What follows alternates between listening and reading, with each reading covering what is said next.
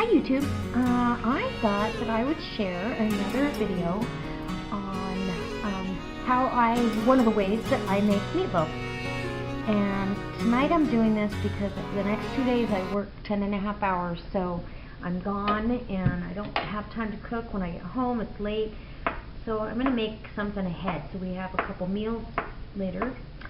Tonight we're going to have that grilled pizza for dinner. I can't wait.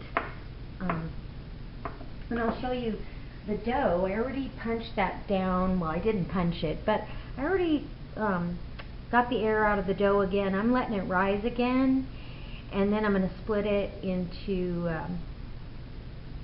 the size pizzas that we want, and we'll do individual pizzas. We actually have company coming over, so this will be fun. It'll be an interactive dinner. So I just want to make sure that that dough's going to, roll out really nice and not pop back together. And so what I'm doing is the meat part of my meatloaf is actually elk meat. Now this is ground elk meat. My husband got a bull elk, and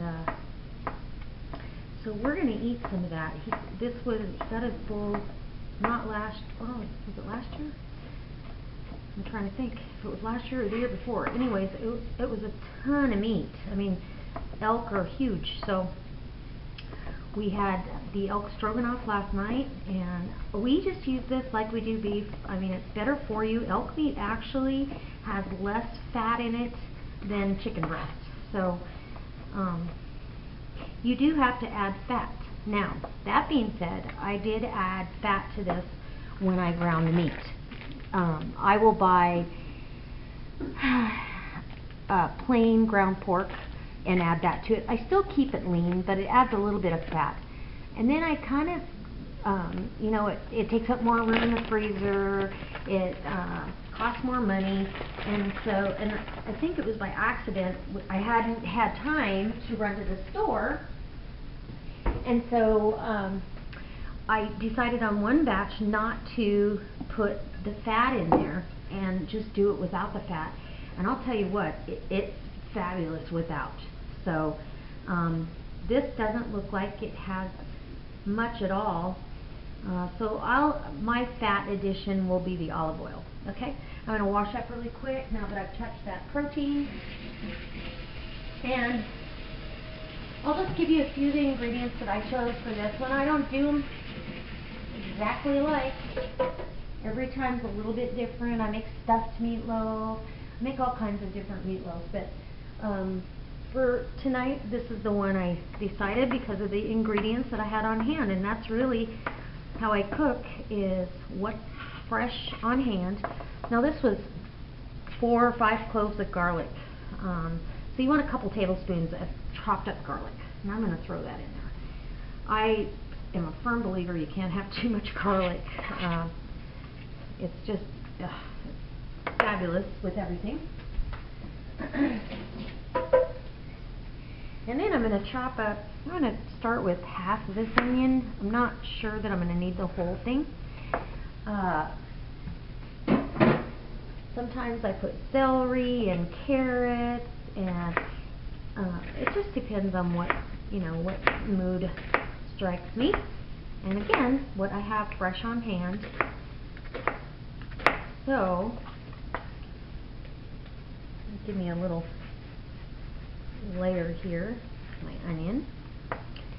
And this is a white onion, so it's sweeter, it's not as strong flavored, so it can hold a lot.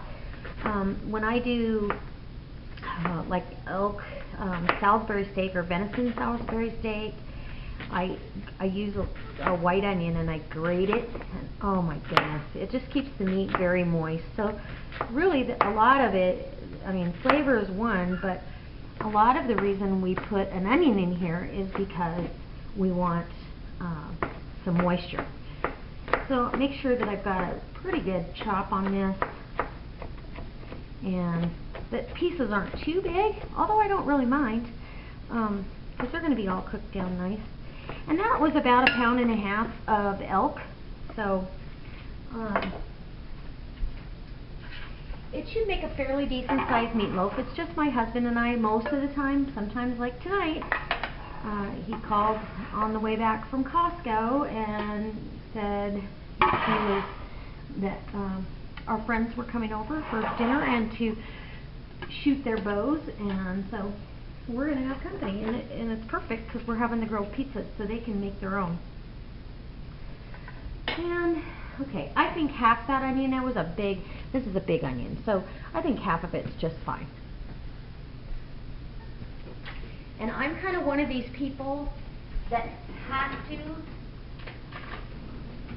clean up as I go, and it almost drives me crazy, but my mom taught me that you just clean up things as you go, and so it makes me, I don't know, I just don't like it if I don't think things are put back immediately, and it makes life much easier, but anyway, okay, so that's the sink.